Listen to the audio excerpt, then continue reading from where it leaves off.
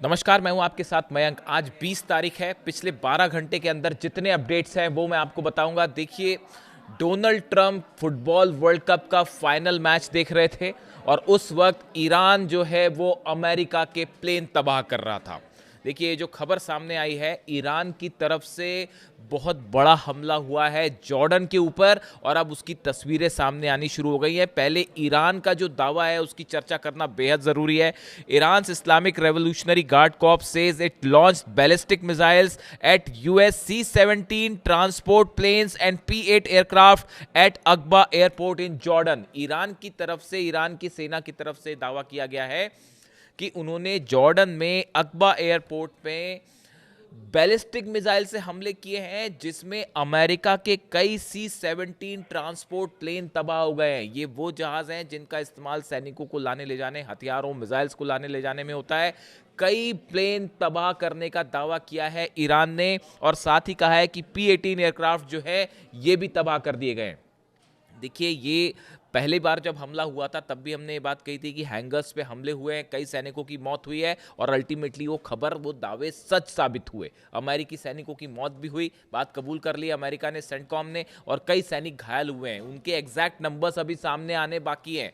ये नंबर्स कहीं ज़्यादा हो सकते हैं और जो प्लेन्स तबाह हुए हैं इनकी जानकारी भी आगे निकल के आएगी। बताया जा रहा था पहले कि F-18 का हैंगर तबाह किया गया है और अब जो जानकारी है उसके मुताबिक बैलिस्टिक मिसाइल से C-17 ट्रांसपोर्ट प्लेन्स और P-8 एयरक्राफ्ट जो है इनके हैंगर पर हमला करके इन्हें तबाह कर दिया गया है। ईरान का दावा है बड़ी संख्या में अमेरिका के जेट तबाह हुए हैं।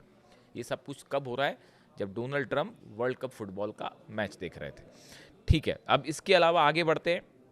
देखिए, IRGC also said it destroyed 20 hangars used by US forces at the Muwaffaq Salti और अल अजराक एयरबेस। ईरान की तरफ से कहा गया है कि जॉर्डन में 20 हैंगर्स ऐसे तबाह किए गए हैं जिनका इस्तेमाल अमेरिकी सेना के अधिकारी और अमेरिकी सैनिक कर रहे थे। यहाँ इनका इस्तेमाल हथियार रखने में हो रहा था, इनका इस्तेमाल जो है वॉर से जुड़े सामान उनमें रखने में हो रहा था। एक जो है फ्यूल डिपो को भी जॉर्डन में निशाना बनाया गया है और इसकी तस्वीरें सामने हैं। भयंकर आग लगी दिखाई दे रही है। देखिए, ये वो दावे हैं जो जिनकी पुष्टि होने में थोड़ा सा वक्त लगेगा, लेकिन ये जो स्ट्राइक है ये ऐसा बताया जा रहा है, जो मेरे सूत्रों से जो जानकारी है, कि ये ईरान की अब तक की सबसे बड़ी स्ट्राइक है। देखिए, जिस तरह से ईरान पर हमले हुए पिछले 3 दिनों के अंदर, उसके बाद ईरान में अब जो IRGC है, ईरान की सेना ने एक आर पार की जंग का मूड बना लिया है कि अब जंग रोकी नहीं जाएगी, सीधा जो है वो जवाब दिया जाएगा और हर हमले का करारा जवाब। आप देखिए, अभी तक अमेरिका की तरफ से जो हमले हुए उसके चंद मिनटों के अंदर ही ईरान ने उससे बड़े हमले किए। देखिए, बड़ी स्ट्राइक्स हो रही हैं अमेरिका की तरफ से ईरान में, और अभी भी इस वक्त जब मैं आपसे बात कर रहा हूं उस वक्त भी हमले जारी हैं। अमेरिका की तरफ से जो लेटेस्ट 9वीं रात थी बीती जिस पर हमले किए गए ईरान के ऊपर, the US military says it has completed it's 9th consecutive night of strikes against Iran, targeting command centres, air defence sites, maritime assets, missile facilities and communication network. America का कहना है हमने 9वीं रात लगातार ईरान पर हमले किए हैं और command centre, air defence sites, maritime assets, missile facility जो हैं, कम्युनिकेशन नेटवर्क ईरान के, इन पर हमले किए गए। केशम आइलैंड पर हमले की खबरें हैं, बंदर अब्बास पे हैं। देखिए, अमेरिका के जो हमले हो रहे हैं ये 2 तरह के हमले हैं, मैं बार बार इसका जिक्र कर रहा हूँ। एक तो ईरान की सेना को जो हॉर्मुज के आइलैंड्स हैं इनसे कम्युनिकेशन और संपर्क तोड़ने की कोशिश है, इससे रोड पुल ये तोड़ने की कोशिश है, ताकि अगर ग्राउंड ऑपरेशन होता है तो ईरान मेन लैंड से मदद ना कर पाए। इस तरह की कोशिश है, ये हमलों से बात जाहिर है। केशम आइलैंड पर जो हमले हैं, बंदर अब्बास पर हैं, अबू मूसा, ये ऐसी कोशिश है कि इनको अलग कर दिया जाए ईरान से। तो एक कोशिश ये चल रही है, सफल कभी नहीं हो पाएंगे लेकिन फिर भी कोशिश यही है। दूसरे हमले हो रहे हैं ईरान के अंदर के इलाकों में, जिसमें सबसे चिंता की बात है न्यूक्लियर साइट्स पर जो निशाना बनाया जा रहा है, न्यूक्लियर साइट्स को। ये बेहद गंभीर मामला है, इसमें एक अलग से हम चर्चा करेंगे कि आखिर न्यूक्लियर साइट्स पर हमले की वजह क्या है। देखिए, खुजिस्तान में दारकुबिन जो न्यूक्लियर प्लांट है, इस पर कम हमला किया गया। ये वो प्लांट है जो अभी पूरा बना भी नहीं था। ईरान का कहना ऐसा है यहाँ पर अभी न्यूक्लियर प्रोडक्शन, पावर प्रोडक्शन यहाँ पर शुरू नहीं हुआ था, ये अभी आधा लगभग कंस्ट्रक्ट हुआ था, लेकिन उसके बावजूद यहाँ पर हमले किए गए, इसके कोर एरिया को भी हिट किया गया। हालांकि ईरान की तरफ से कहा गया कि यहाँ पे अभी जो है किसी तरह का सेंट्रीफ्यूजेस नहीं थे और यहाँ पे कोई पावर प्रोडक्शन नहीं हो रहा था, क्योंकि ये आधा बना हुआ था, लेकिन न्यूक्लियर पावर प्लांट तो था।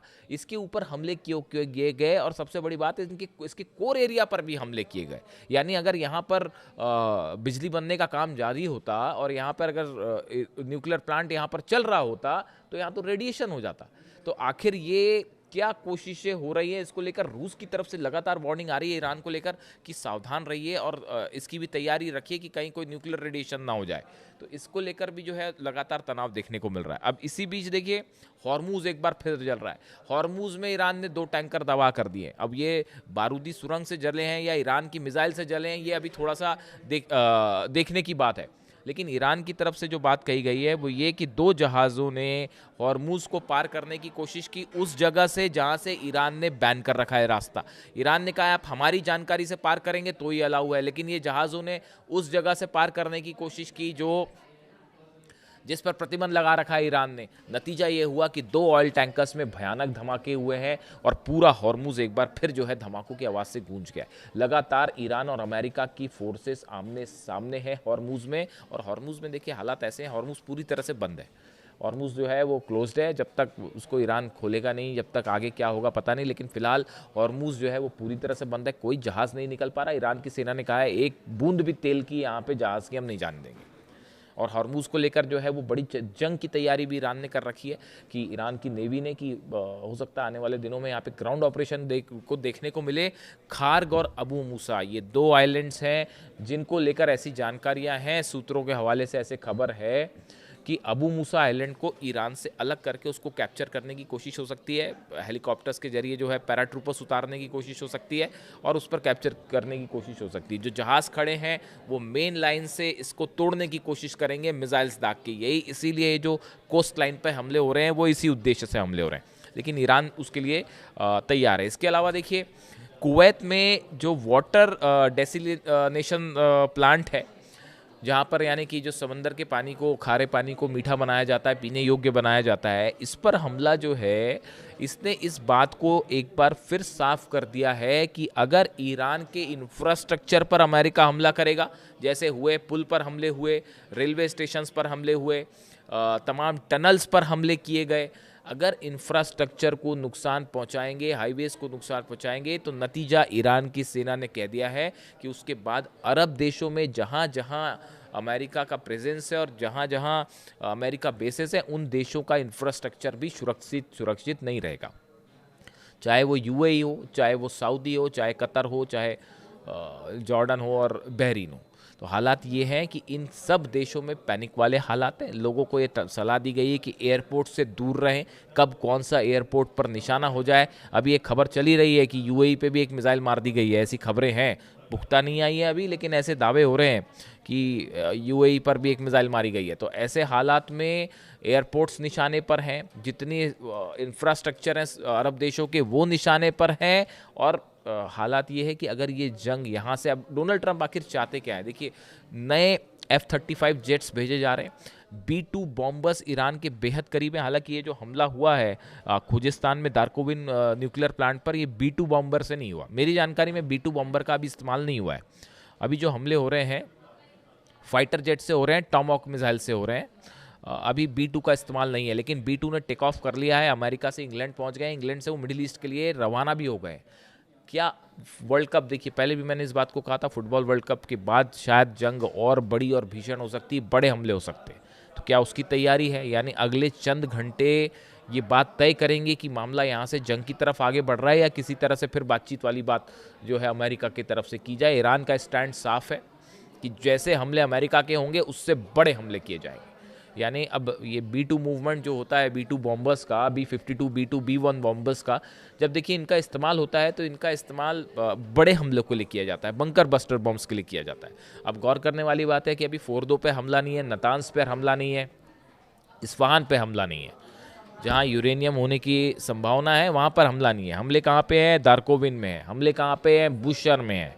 तो अब इसको लेकर भी एक स्ट्रैटेजी समझ में आ रही है अमेरिका की, अमेरिका करना क्या चाह रहा है उस पर हम अलग से बात करेंगे। लेकिन फिलहाल अमेरिका ने एक बार फिर स्ट्राइक की है, जॉर्डन पर ईरान ने हमले किए हैं और अभी तक जंग का सारांश ये है कि ईरान के हमलों से अमेरिका को बड़ा नुकसान हुआ है, जो शायद नहीं सोचा था। अब एक वो मिसाइल वाली खबर और आ गई कि जॉर्डन पर एक मिसाइल दागी थी, उसके कुछ हिस्से टूट के जो है इसराइल की तरफ आने लगे, तो इसराइल ने आयरन डोम फायर किया।